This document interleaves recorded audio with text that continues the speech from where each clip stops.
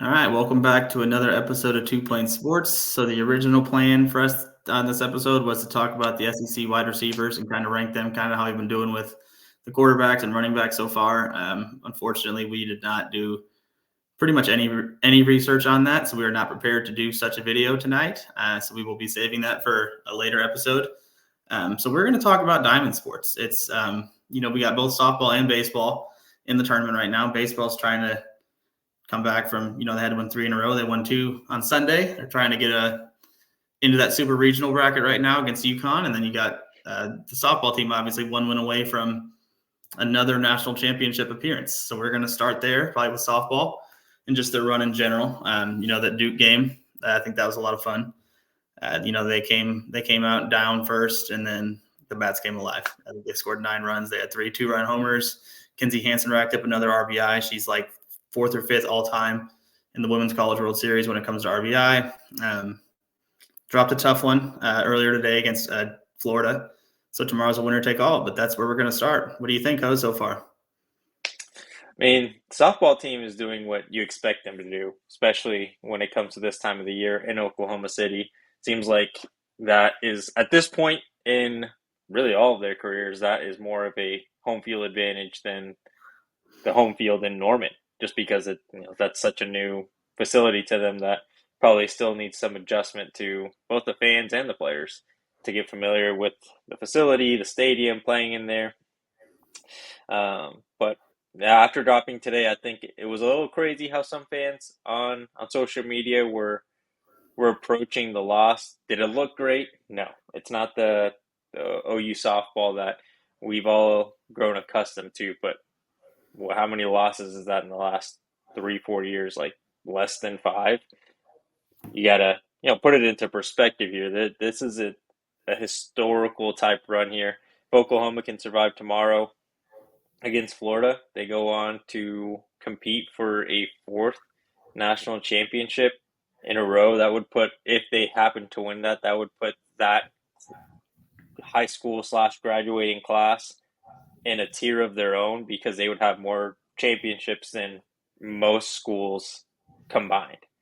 I remember, I don't know if you remember the graphic, and I can't recall exactly what the order was, but OU seniors at this point have more championship rings than like 7 schools. More than that, more than like 90% of the country, Yeah. ever. They're Well, yeah. I mean, it's ridiculous, and if they win 4, it puts them at that the next level. I think, regardless of the outcome today, you got to trust that Patty Gasso knows what she needs to do to get this team to make that run. She's done it 3 in a row, right? Like doing it 4 in a row would be crazy. 100%. And today, they were just really uncharacteristic today. So, I mean, so starts with Kelly Maxwell. She didn't throw today. That doesn't bother me that much. We've done that forever. We've always thrown another pitcher in this tournament. Nicole May, I don't think she was great, but I don't think the defense behind her was very good either. I think, Tiara Jennings had a couple balls that she could have got, a couple ground balls a second. She probably could have gotten out on that. They ended up being safe. They scored both times.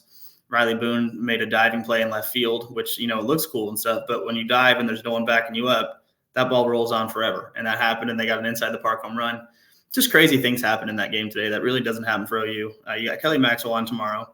And obviously that UCLA game, she was just lights out. I mean, if she's even a fraction of that, I think we'll be in pretty good spot tomorrow. But, I mean, when you look at just this run as it currently sits, they dropped a game against Florida. This is not unfamiliar territory for the Sooners or this three-peat team. They dropped a game, the first game of the tournament a couple years ago against James Madison, came all the way through the backside. Then they dropped the first game of the finals against Florida State, won the next 2. So them losing in this tournament is not unforeseen territory. It's nothing that they haven't done before. And this comeback part, this bounce back, is what they always do. And I fully expect this team to come out tomorrow and just kind of light it up. I mean, I would not be surprised if they run ruled them. It would be an OU softball thing to do. But to your point about the 4-peat, yeah, it would be, if they can do it, that's the first 4-peat ever in softball. Maybe first 4-peat in college sports. And that might be the individual challenge here, at least in like the recent era and stuff. I don't know if you want to go back to, 1910s or whatever, but in recent memory, or the the most recent times we have. It's unheard of. This dynasty would be better than Alabama football. I think that entire senior class, Jada Coleman, Nicole May, Kinsey Hansen, I think you should probably build a statue for all of them if they can get a 4-peat done. Yeah, and I think they all deserve some sort of plaque, something in front of that stadium, because they've done so much to grow the sport, not just for Oklahoma, but I think the impact. I mean, we're going to talk about this in a biased way, to be completely honest, but the impact they've had as a team and as a class to grow the game of softball, the excitement. I'm sure like opposing fans that follow their school's base or softball team probably hate Oklahoma softball, because every time they get close to making some sort of run, Oklahoma is that monster at the end that they just cannot surpass. So something's got to be built for them to memorialize what they've done for Oklahoma softball. And one thing you said in a text group that we're in earlier today, outside of this absurd run that this team has been on, Patty Gasso deserves to be in a conversation of one of the best coaches ever. Not just best softball coach, not just best female coach, one of the best coaches in all of sports ever. I don't think there's very many people in football, basketball, baseball, male, female sports that can put up a resume against her and say that person is undoubtedly better than Patty Gasso in the run that she's had with Oklahoma throughout her entire career here. Obviously, more recent stuff is a lot more success than the earlier years, but she's built this program from probably very little resources, when she first got hired, to now getting a brand new stadium, more than likely going to have a statue. That might have been announced, I don't know, but she doesn't have a statue in front of That's the already there. softball stadium. That's already there. She should have one over by Barry Switzer and all the football coaches as well. She has that kind of impact on the university. So I think that speaks a lot, and anyone that disagrees just has not been paying attention to what Patty Gasso's done, at least in recent years. And if we dove deeper into her entire career as a softball coach, and only at the University of Oklahoma, I think there's a very good argument to be made that she's the best coach in sports of all time. Yeah, I mean, you look at she took over the position. She took over the job in 1995 as the head coach of that softball program. She's won 7 national titles now. It'll be 8 if you get it here, a 4-peat. But then you compare the dynasty. Obviously, 3 in a row right now, going for 4. You can think of Alabama football that went on.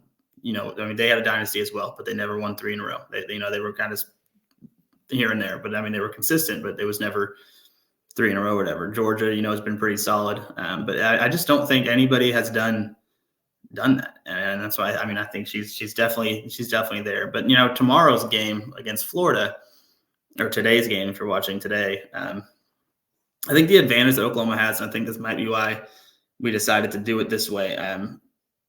If we did lose today, that was always not the plan. I think Nicole May could have got it done. It's just was a bad day for Aggie softball all around. But the advantage we have now is Florida's probably going to go back to Keegan Rockhold in the circle there. And she threw 130 pitches today. But not only that, our bats got to see her for 7 innings. We should have a feel for her, what she's going to do here, what she's feeling, what she's thinking. Versus for Florida, we're throwing Kelly Maxwell, and they haven't seen her. And Kelly Maxwell, again, against that UCLA game, against a very good lineup there, was just dynamite. So I think that's just something that is going to be just huge for us. And plus, we'll be on the home side tomorrow. I don't see any way, realistically, that it doesn't go our way. I'm feeling pretty confident. Yeah, I'd like to think the same thing. And like you said, with Maxwell back up at the plate and Gasso leading the team here, there's really nothing to be doubtful about. It's just getting to watch it actually happen. And I think as OU softball fans, we probably expect it. And when it does happen, that's why we are so frustrated. But you can't really question the fact that both the effort and the coaching ability isn't there like that. That's clearly there. Just sometimes it's not your day. And that happens in sports. That's why sports are awesome. 100%. Yeah, that's the way she goes. Good run so far. I expect it to continue. I think we'll be able to talk some finals, some Women's College World Series Championship Series talks on this pod coming up. Just a quick shout out to the baseball team again. They came out really strong, and so are you. Like a 16-17 nothing win. Dropped one, won two on Sunday. Again, they're looking to pull through tonight and make it to supers. Currently, it's not looking good. I think it's 6-0 UConn going to the sixth or something. So the boys are gonna have to do some comeback there. But if it does end tonight, it's been a pretty solid season for OU baseball. It sucks to end here if it does, but all around good Diamond Sports year. We still got softball. That's about all I got tonight. But just a short and sweet one. Just shout out to the Diamond School or the Diamond Sports.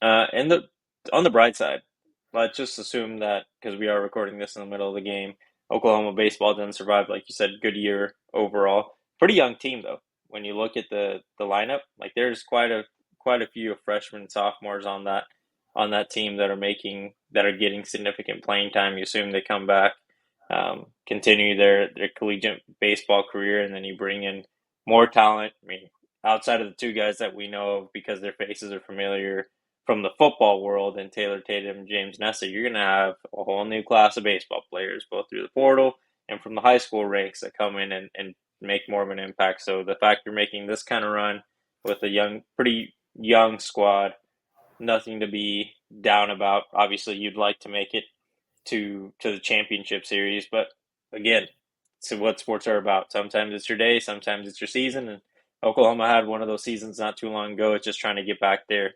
It's not easy. That's why you don't see runs like Patty Gasso's, like Nick Saban's, like Bill Belichick's. Like this stuff is hard to do as a player and a coach, and we got to just appreciate when they happen. 100%. And the baseball team did win the Big 12 regular season title, so that's another thing they can hang their hat on. Again, solid season. We got softball today.